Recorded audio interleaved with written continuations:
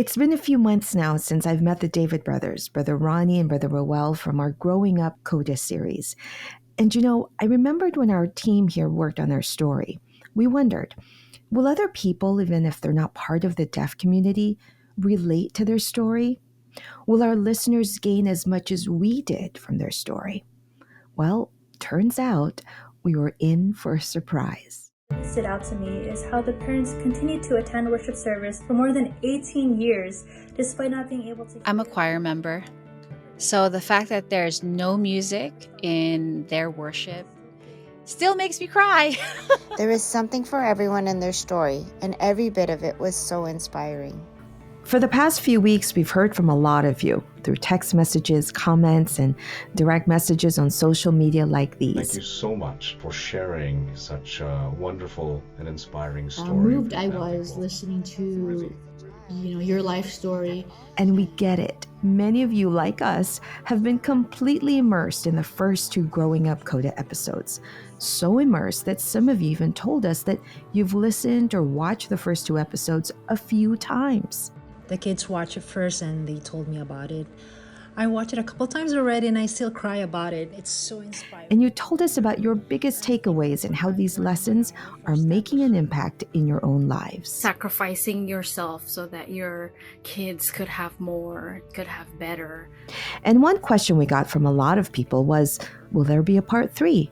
Do we get to meet the parents? I did hear that part 3 was coming. Is mom gonna be in it? Oh, I would love to see her. I'm so excited. We heard you. And honestly, we were just as eager as you to meet their parents. You're listening to Making Changes. I'm Aliu Garcia Pablo. It's a show about the changes we go through and the life lessons we learn along the way, but always with God by our side. It's part 3 of our Growing Up CODA series and our season finale. Today's episode is like no other. Hello, Brother Ramon and Sister Raquel. And yes, today you'll meet the parents, Ramon and Raquel David, who are both deaf, the two people who raised Brother Ronnie and Brother Roel to be the ministers of the gospel they are today. And we'll also be joined by Rose Guillermo, who will translate for us, and as you'll soon learn, is now a part of the David family in a way that only God could have planned. Are you recording your video call, Rose, Paul? I think it is on. In this episode, you'll hear from our viewers and listeners who had their own set of questions for the family, specifically for the parents. So many of you wanted to learn more about them, like how did they meet? Or how did they come to that decision to sell the house? And how do they have that kind of faith? He's very nervous. That Doing was, great! That was one of the things that she mentioned. She said, I don't know what to say. So before we get started, you'll hear a lot of po in this episode. Po is a term of endearment in the Filipino language used when showing respect to the one you're talking to. And you'll also notice us addressing one another as brother or sister or ka, short for kapatid in Filipino. It's a way we show love for the brotherhood in the Iglesia ni Cristo or Church of Christ. And in case you're listening to this as a podcast, we highly suggest to also watch the video version as well from the incmedia app or our website, incmedia.org, to be able to see the faces of the parents and see their expressions when they sign. It's a whole different experience when you see them. But for now, you'll hear a voice dub when they answer. Brother Ramon and Sister Raquel, so nice to finally meet you for agreeing to be with us on part 3 of Growing Up CODA. Yes, when I saw the invitation, I'm very happy and also seeing everybody here, my sons, so I'm very grateful. When we first told her about the interview and that everyone wants to meet them, she said, but why us? We're not the only deaf people. Why us? Why do they want to meet us? And but they're very nervous. How does it feel, po, when you watched the episodes, po?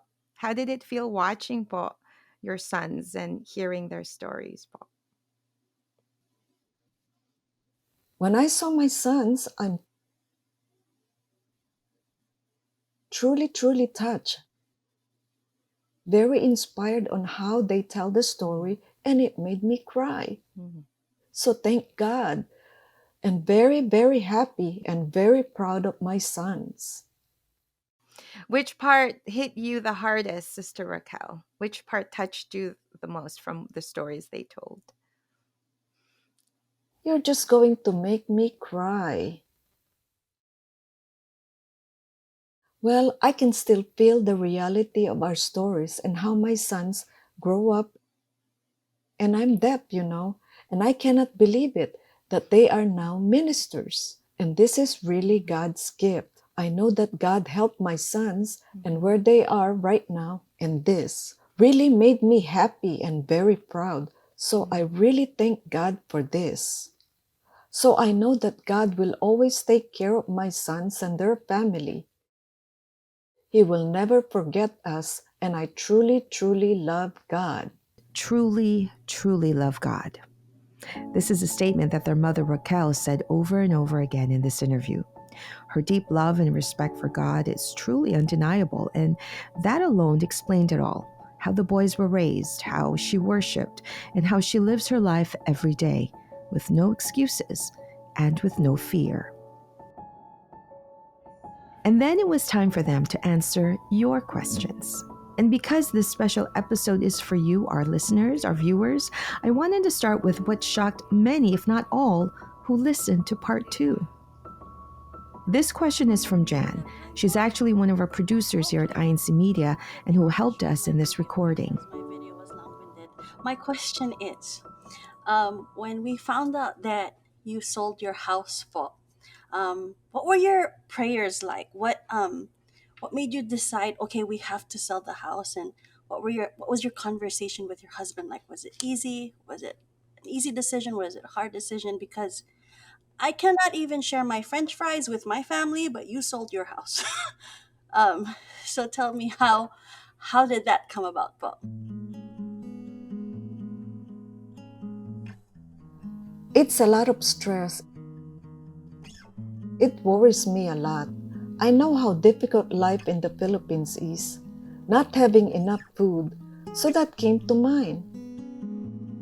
With Roel, he got sick too. He did not tell me that he got sick when he was in the Philippines. He was hospitalized. How would you feel? I'm the mother. And so I have a niece who told me. And finally, she told me about my son being in the hospital. That worries me a lot. So as soon as I got home, I prayed more. I know we don't have a lot of income to support my sons, and so we came to the discussion. We have to sell the house. And so I continued to encourage my sons to just continue with their studies. I wanted them to continue to become a minister. And that will make me happy, and we will just be patient. We don't want to do anything that will ruin their studies. And so I constantly ask for help. So we decided to just move in with my sister and sell the house. That way, I'll be able to save some money and, find ways and means on how we can support my sons. And now they're doing very well. Thank God. I must have heard the story about Raquel and Ramon's decision to sell their house at least a dozen times while we were editing this story. But just like you, I'm still so moved. But let's back up a little bit and let's learn more about Raquel and Ramon before they became parents. Here's another story that so many of you wanted to know. What is your love story, Paul? How did you meet and how did you fall in love? That's all. Thank you again. Before we start, we just wanted to mention one thing we learned while producing this episode, which is that both mom and dad were actually not born deaf. As kids, they had both taken medication that caused them to lose their hearing. Mom Raquel was a few months old when she lost her hearing, while Dad Ramon was 6 years old when he lost his hearing. But anyway, back to their story. So initially, Ramon wanted to be friends with me, and I turned him down right away. He asked me if he can be my boyfriend, and I turned him down right away because I'm an Iglesia ni Cristo, and he's not a member, so I walked away. I kept on turning him down, and I refused to have any relationship because I'm an Iglesia ni Cristo. What was it about Sister Raquel that you saw and you liked? Why did you like her? Yes, answer why. Well, she's a woman who's very religious, and I like that better than the other girls that I saw. She always goes to church. Eventually, Raquel transferred from a deaf school to a hearing school. Then one day, a knock came at the door. So before visiting my house, he kept on asking our friends and classmates where I live. And so he got accompanied by someone to visit me at home. And while I'm at home studying, for my homework, my niece answered the door. She saw someone at the door, someone who was very handsome, and told me that there's someone, a guy who's at the door. And I still refuse to see who's at the door. And when I saw it's Ramon, I told him, no, I don't have feelings for you and I don't want to be in a relationship. I just wanted to continue with my studies. Go home. I don't want you. And he insisted on knowing me. And I told him, I'm a member of the Iglesia ni Cristo. A long time ago, this is the sign for Iglesia ni Cristo. And he did not understand what Iglesia ni Cristo is, and he became very curious about it. He wants to know more about the church. And I told him, well, see for yourself and find out for yourself. Look for it. Please go home and look for it. So I basically did not help him to find this. But he's the one who searched for it. I don't even know what he did, but I think he just did it on his own, looking for the church. Yes, I actually wanted to go to the church, because I wanted to be blessed too. So he went through the doctrinal lessons and he was baptized. And then he came back to my house, knocked on the door, and told me that he was baptized. So she had no clue. She had no idea that he was doing Bible studies on his own. Well, when he knocked on the door and told me that he was baptized, I did not believe him. I thought he was joking. And I asked him, where did he get baptized? And he said, in Iglesia ni Cristo. There was a man, a brother in the Church of Christ, who invited me and, guided me. And I got baptized. I came here to see you, but I still did not believe at that time that he was baptized. I got baptized in Temple Central in Quezon City. And he did. A former Catholic, Ramon began attending worship services in Templo Central in Quezon City, Philippines. He had Bible studies and was eventually baptized. And soon, his dad also joined the church. So from there, Raquel now welcomed being courted by him, and eventually they got married. Meanwhile, her parents had petitioned her to come to America, and then it was her time to go. But she was 2 months pregnant with her first son, Ronnie. I was very concerned because I had to move to the United States. And so I decided to always pray for help, for guidance when I leave the Philippines for the U.S. What did she pray for? I was worried about my worship service. How am I going to get to the worship service if I'm here in America? And that was my concern. I was relying on my parents. Where will we go to church? Once Raquel arrived in America, she and her family would travel to Charleston, South Carolina for worship service, a 5-hour drive. But with her persistence to be able to worship consistently, Raquel found a way.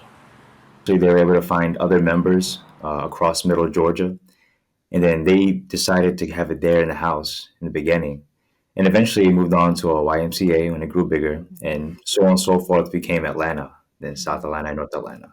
But yes, boy, it did start there in our house. So Sister Raquel was the instrument for the church to basically have worship services in the whole state of Georgia. Faith can truly move mountains. The brothers even talked about when their mom first came to America, not knowing yet where to worship. She would still get dressed on Sunday mornings and be in her room and pray. Or when she first had Brother Ronnie as a baby, she would leave the house and walk and just keep walking, just wanting to be out looking for the nearest Iglesia Cristo house of worship. Her faith was so deeply rooted that no one could pull it, change it, or weaken it. So a lot of questions, a lot of people, this is the comment that we got a lot of is, how in the world did both Sister Raquel and Brother Ramon, how in the world did they stay so strong in their faith for 18 years? Number one, first, not having a place of worship when they first arrived, but also not having an interpreter. How did they stay that strong in their faith and not, get lazy in their services or get complacent? Why were their faiths so strong all those years? Because I always felt that I always wanted to go to church and I don't want to miss any worship services.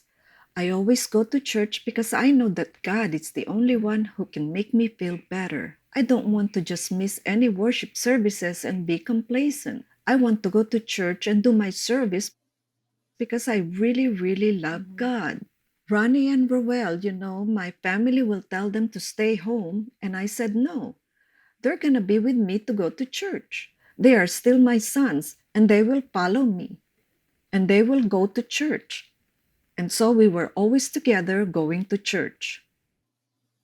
Where does her love for God come from? How did she become like that? How did she become so faithful?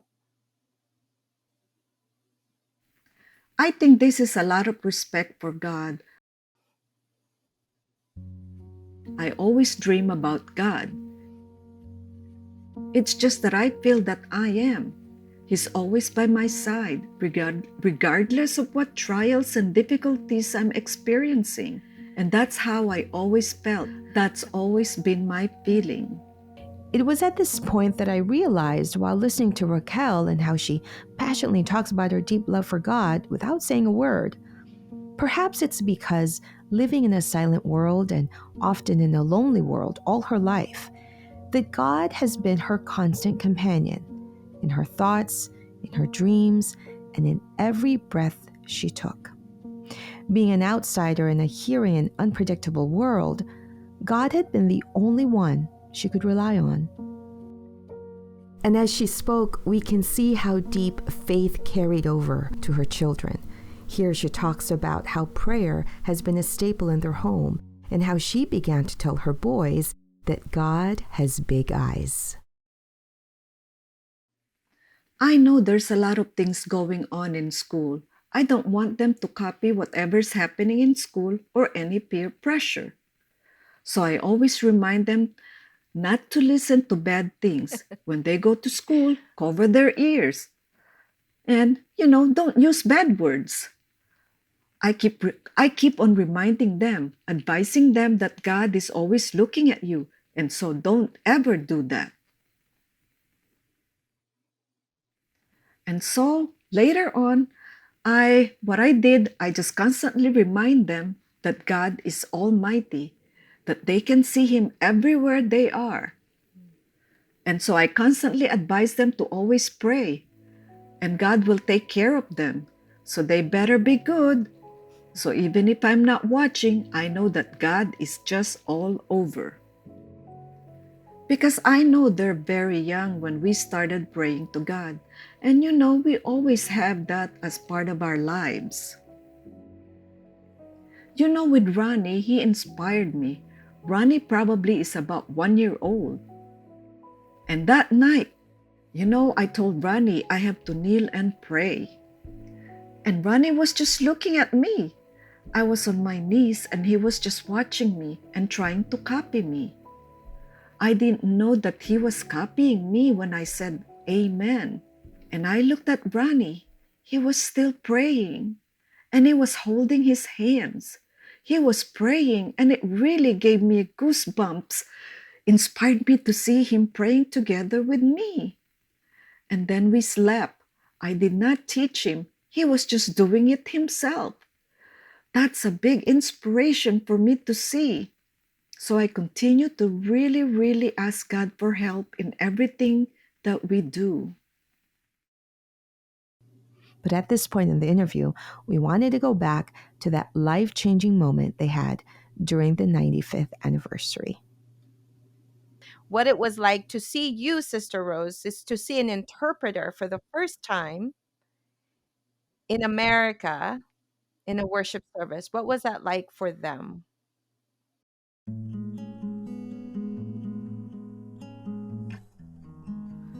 Well, I was just trying to be part and participate in the event. My husband Ramon keeps on telling me there's a sign language interpreter right there on the screen. And I did not see any interpreter. But then my husband, told me to just watch the screen. I did not actually understand a lot of American Sign Language. It was not as clear as before. However, I was just grateful. So when I saw the interpreter and I saw her on the screen, so I decided to get closer to where the interpreter is. My wife is very shy and she doesn't want to go in front. So I went to the front. I'm not shy.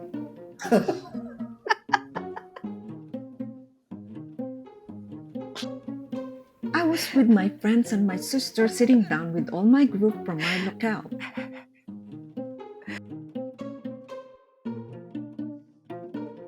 We all sat together. I was shocked.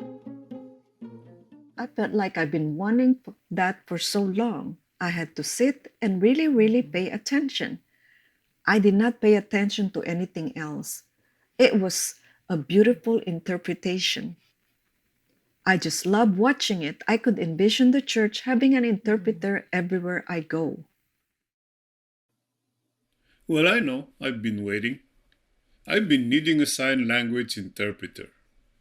So I've always wanted to see one. During the 95th, I cannot see from afar. So I had to move forward to see the interpreter right in front of me. That's what I did. I was also really curious about Rose's version of this pivotal moment. Yes, 95th is one of the most memorable moment of our lives. I do have my deaf friends and my parents that I was inviting. They were not members yet of the church. And one of the reasons we requested for interpretation because I have a lot of deaf friends who wanted to go to the 95th, living in Washington, D.C. So just when you think that the story of this family cannot get any more special, well, you see, at this point during the 95th anniversary, the Davids didn't know Rose, the ASL interpreter. She was from New York, while the Davids are from Georgia. What they did not know is that Rose is also a CODA, a child of deaf adults.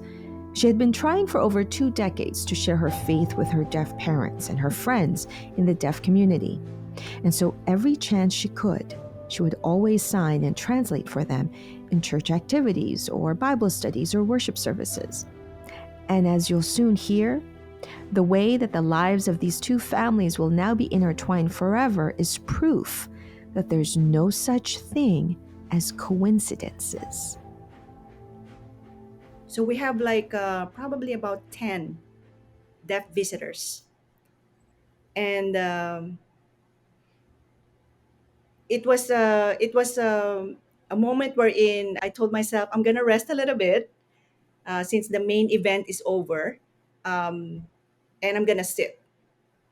So I walk away from the camera, and I saw an empty chair, and there's a man who a brother who's just standing right there with the chair, holding on to the chair, but he was not sitting down. He was just standing there and holding on to the chair. So I asked the brother, he has the ribbon. When you have the ribbon, you're a member of the church. So I said, brother, are you going to use the chair? And then this brother started gesturing.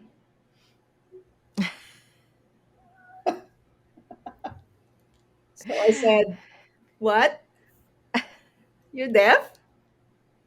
And then he said, yes. So I right away I got my goosebumps knowing that we have a brother who's deaf. I've been dying to see deaf people in church. Primarily, my parents were not members at that time, and it's here on 95th anniversary. And then he started saying,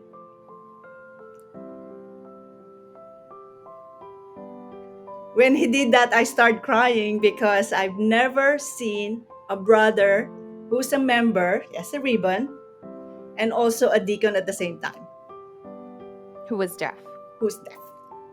That was the first time we've ever met. And I said, where's your family? Oh, my wife is back there, back there. Bring her over. I'm going to introduce you to my parents. And that's where it happened. Even though they didn't know it yet, but this would be the moment that God took their paths and joined it together, making their lives completely intertwined forever. Meanwhile, eventually, Raquel followed her husband Ramon and found a seat in front of Rose.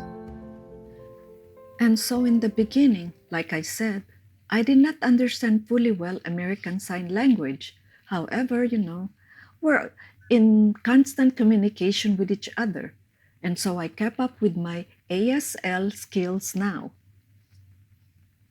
So finally, it's an open communication for us using this language. Now, before we go into the details of how both their families became one big family, let me tell you about our awesome ASL interpreter, Rose, who up to this point had never met another deaf church member. Well, she has her own story to tell. I've experienced so much persecution from my parents, and it's very difficult there's a barrier when it comes to communication. So I have to keep up with these skills of signing so that one day they will also be part of the Church of Christ. And so seeing someone who's deaf and a member and who's a deacon, that means my parents have hope. They have hope of getting saved. They have hope of becoming a member too one day. And they did. And because she's a CODA herself, she related to the brothers instantly. But if you have deaf parents, the bonding of the children, the hearing children, are just there. We share the same feeling. When you're sometimes we have to explain again and again to our parents what we are trying to say. And we might have our facial expressions, but that's actually just, explaining it further for them to understand. It's part of being CODAs. It's a bond you cannot just take it away. It's just there. And so the minute we met each other, it was just that. And ever since then, we are just supporting one another. But here's the thing. Rose didn't meet the brothers till a week later over a video call. In fact, according to the brothers, after the 95th celebration, their parents didn't even tell them they met the interpreter. Meanwhile, what both sets of parents did not know is that their kids had actually met each other at a youth group or Kadiwa gathering the day before the 95th anniversary, without knowing how their two worlds would eventually be joined as one. I have 4 daughters. Brother Ronnie and Brother Roel met my children. From my understanding, they were bragging. They were so proud of their parents that my daughter said, "Oh yes, my mom is the interpreter in the church." And 'cause his brother Roel said, "Oh yeah, that my mom is deaf." So it's I I don't know. From my envision, it's happening all at the same time. I Mm-hmm. met the parents while my children met The each sons, other. yes, yeah. And then it wasn't about a week later that me and my brother, we were at home. I see my mother, she's talking on, they had this TV phone for deaf people. And I see my mother just going off talking. She's all excited and all that. And she's like, guys, come here, come here. I want you to meet this person. Come here, meet this family. Come here. So then we go over there. And I believe Carlos is doing the same thing, saying, hey, you guys, get over here, guys. And when we all showed up on the screen, I'll let my brother say the rest. I mean, that's basically it. We all saw each other on the screen, and we were like, "Hey, we met," and then the parents were like, "No, we met as well," and it just happened this show. Okay, that we'll we cut to all the met chase. each other. Brother Roel actually ended up falling in love and marrying Rose's daughter, Crystal. They've been happily married now for 4 years.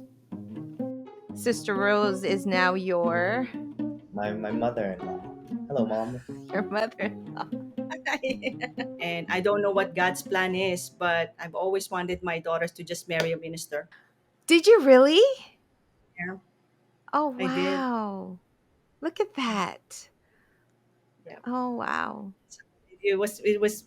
We always say it was really meant to be when Brother Well finally asked for, because I was like waiting. You were Come waiting. on. So you were Wait, you were also waiting. she was waiting more than her daughter was. Oh my goodness, what a beautiful story. So really all around everyone's prayers were answered. And as only fate and God's plan would have it, these two families are now one big, happy family. Oh, and there's more.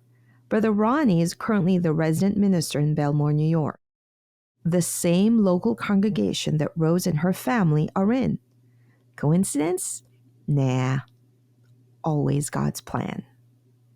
One thing, Sister Aliw, I can tell you all is that I I I am the first one in my whole side of the family to become a member of the Church of Christ.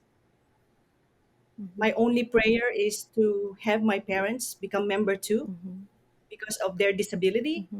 That was the first thing that was on my mind. And now that I have the David family as part of my family, then it made me more inspired that I'm not alone, Not alone. that I'm not, that God did not abandon me in this endeavor for the deaf people, because we have the David family who's going to be there to advocate for what we want to do. Yes. So So it's something that I believe that God um, gave us to do, a responsibility for us to do.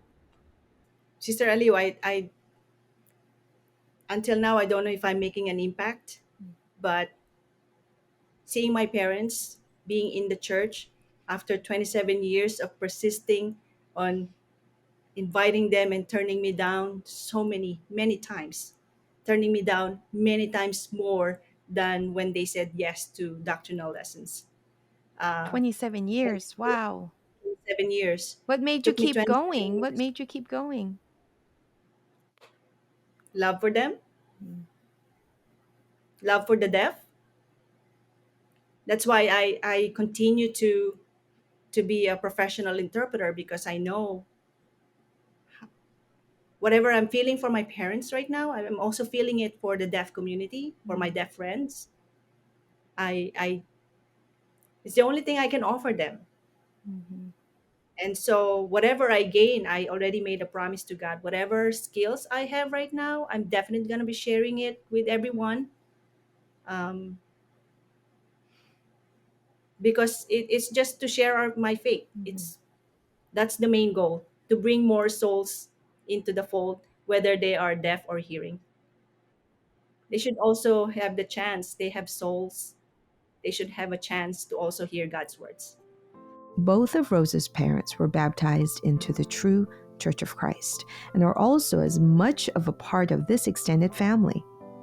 Hearing Rose say, I'm not sure if I'm making an impact is such a testament to the kind of heart she has of wanting to serve and help.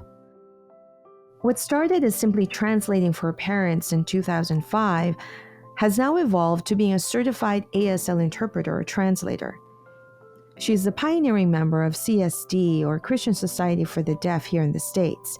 Today, she teaches ASL classes as part of the New Era University certification program. My cultural background with the deaf community helps a lot po when it comes to that. And so the church administration's advice was to still study, get certification, get the experience needed, and move from there. And so with God's help po, I was guided properly and finally got that approval from the church administration allowing me to be an interpreter in the church, because they also already saw the need for the future, for the deaf community, and for those people who really wanted to be saved. In the end, God heard the prayers of Rose and Raquel, these two women whose mission and goal were always to help save people and be of service, all for God's honor and glory. He heard, he listened, and he answered. Sister Raquel, your sons had mentioned that you had told them that you wanted them to be ministers so they could help the deaf community. When you see your sons on the CSD app, we saw them. When you see how your sons are not just preaching the gospel, but are also able to help save the souls of the deaf, in the deaf community, how does that feel like for you?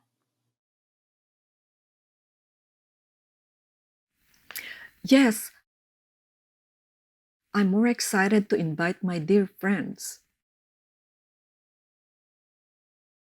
I don't have much, but I wanted to invite more because of that. I want my dear friends to be saved too. So your sons told us, Sister Raquel, that you have no fear. You will invite the deaf, you will invite the hearing, the speaking. Where do you get that bravery? Why are you so brave and so courageous, and you never let being deaf hold you back from sharing your faith? Well, I want to show them a good example, so I keep on inviting. It's just the way it is. And at my job, I also invited them to, 7 of them actually I invited. They're not deaf, they're hearing, constantly inviting. I just want to ask them, I mean, if they refuse my invitation, it's okay. Then the next thing I do is I invited my dear friends using my video relay. I will invite them, call them, just to listen to Bible studies. At this point in our interview, I think Brother Ronnie and Brother Rowell would like to say something to you first, Sister Rose. Rose, ever since the 95th, and just knowing that my parents were getting interpretation, it was already a big thing back then. But to see that it just kept on going and it never stopped. You kept on interpreting. If I could share, Sister Lou, even after me and my brother would come back on breaks, there was one time even Rose visited. She surprised my family, her and her daughters, and she was able to interpret in the worship service, one of our breaks. And I just remember that. It meant so much to my parents. But Rose, I want you to know, it meant a lot to us too. We needed to see that. Because even for us, that first year, our prep year in school was very tough. And you need all the inspiration you can get. And to see you interpret for my parents, that was just another reminder. That was just something else to tell us that we need to keep on going. And to see that everything you keep on doing for the church, until now, you still are interpreting in the worship services. Even later after this podcast, we're going to be having study of God's Word is an evangelical mission sponsored by the Christian Society for the Deaf. And we already have confirmed guests, and we're excited to see them. And it just blows my mind that until now we can still work together like this, and God's allowing it, you know. Even for me, myself, to be in your local as your resident minister, you as my head secretary, and we can go out there in the field and we're just trying to bring in as many souls as we can. It's amazing that we always talked about this before, and then we're finally doing it. So, Carlos, thank you so much. And also, thank you for helping my parents. To go so long without receiving the words of God and what little spiritual advice they could give us, which was more than enough, but what little spiritual or religious or Christian or biblical knowledge they had has expanded tenfold because of the way you were able to help relay the words of God to them through interpretation. So not only did it develop more for me and my brother, but even for my parents. Thank you so much, Carlos. It means a lot. Them. And just like what Ronnie mentioned, it's that inspired us as well. And so until now, and for me, I thank God all the time because he's allowing my brother to be able to be there with you in your local congregation.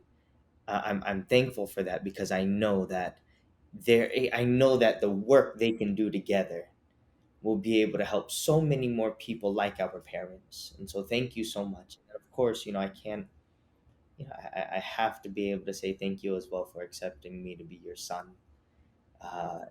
It's a blessing. It is how much you've inspired us, and then now to know that I can be able to call you mom, it means a lot. So thank you. I've been looking for a son, so sometimes my children are very jealous that I'm very much into my sons than my daughters. So thank you for taking one of mine. Thank you. You are inspiration to all of us. We did an interview with Brother Ronnie, and we were just talking about that. Time flies. He was just a student before we met him. He was not in the ministry yet, and now he's a full-fledged minister taking care of our local congregation. So we're very, very blessed. So praise be to God. Thank you so much. Of all the local congregations of the church in the world, we're talking thousands, and God placed Brother Ronnie in your own local congregation, Sister Rose. There is no doubt that there is work that God really wants you both to do together. So that's so beautiful to see. Um, and, before we end this, Brother Ronnie and Brother Rowell, can we just say thank you for sharing your parents with us? Because we know they're your biological parents, but we feel like watching the stories you've told us. I know a lot of members in the church that watch your story feel like they are being raised by your parents too because of the lessons that they gave you that are sticking with people that have watched you that you may never meet in person ever, but they know your story and your life story and how God has worked your life, your challenges, all for the good that that we're obviously seeing today. Is there anything, Brother Ronnie and Brother Rowell, that you would like to tell your parents? I mean, now that your story's out, and is there anything that you'd like to tell them in hindsight now that you are full-fledged ministers and grown adults and grown men about just the impact that they've had on your life as far as raising you the way that they did? Would you want me to go first, Ronnie, or you? Yeah, you can go first. Okay. Well, first, I just want to say, before I thank them, I just want to say thank you to the church administration and this podcast because it's giving us this kind of opportunity. Growing up, we, being children of deaf adults, we don't always have someone that we can, that communication barrier is tough. And so we don't have that opportunity always to be able to express our feelings and emotions. But then do something like this, you're giving us an opportunity to be able to really say thank you. We've never really done this when it comes to our parents, and so it means a lot to be able to actually do it. And so for Mom and Dad, thank you. Thank you for the example that you gave us. One of the questions that the brethren asked earlier was, how was it that you were able to raise two boys to be able to become ministers? Aimlessly, we already know what our purpose is in our life, and that is to worship and serve our Almighty. For everyone that's watching, if you notice, my mom and dad, they don't really answer the questions directly. But that's just because that, even when it came to raising us, they never raised, I guess we'll say they never raised us directly. It was always indirect with what they were teaching us. And it was always that example about prayer. It was when we were young, we were 1, 2 years old. That's how she was already teaching us that example that she gave. And so, if there's anything I could say, it's just really thank you for being the best example that we have. Because everything we do now, everything we are, it's because of the example that you gave us. And so thank you. Even though we're in the holy ministry, we may not always be able to be together, but just like what you always taught us, we know that God is always taking care of you. So I just want to say thank you for always teaching us that. Thank you, Lord.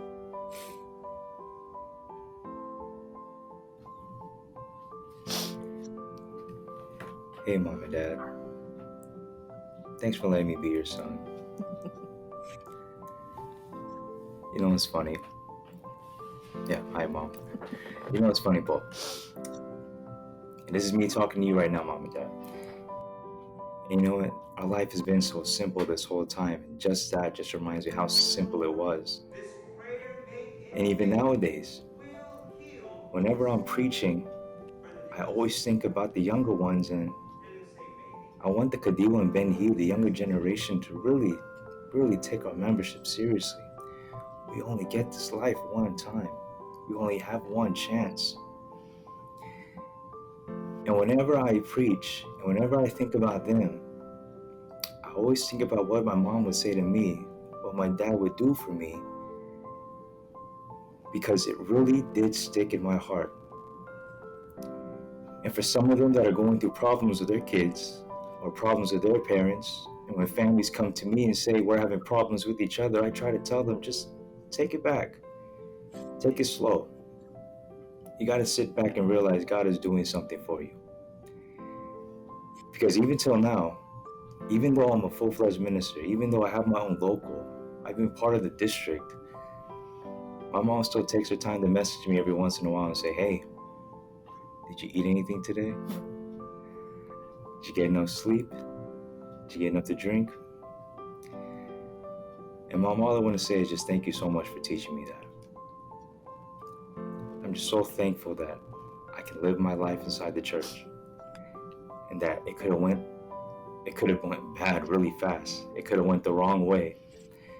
And I'm growing up now where I see a lot of my friends aren't with me. They don't hold on to their membership. Unfortunately, some of them let it go. And their parents said everything they could to them, and they didn't listen. I'm so thankful he didn't say that much. And I never forgot. And I just hope I can be like that to my kids one day. Because sometimes I'm scared when I see what this life has to offer to younger people. And if younger people are already going through such a hard time, how can I take care of my kids? What if I don't have the words to help them get through what they're going through, or to even stick to their faith? But you, Mom and Dad, you didn't say much. But here we are now. And I hope I can be good parents like you were to me and Roel. And I beg God that He'll continue to strengthen you too. Because until now, you're still my inspiration, Mom, Dad. You still remind us of what we need to do. And I thank God that He blessed us with parents like you.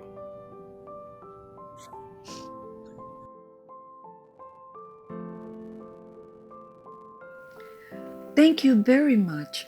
Thank you for telling all these stories. I'm truly grateful and very happy that my sons are also here today, being together with them. I know I'm gonna cry again. God bless both of you. God bless. You stay strong, and we're very proud of you.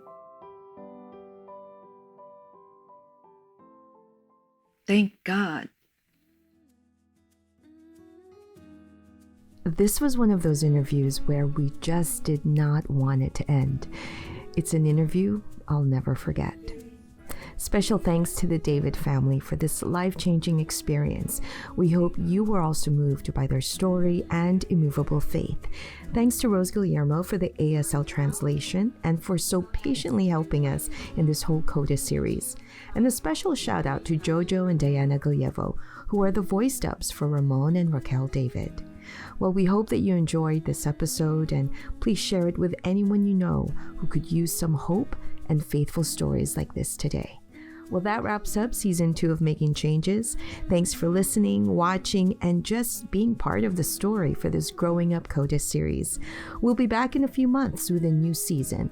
Meanwhile, be sure to follow us on our Making Changes podcast Instagram account, and we would greatly appreciate it if you can leave us a review wherever you get our podcast.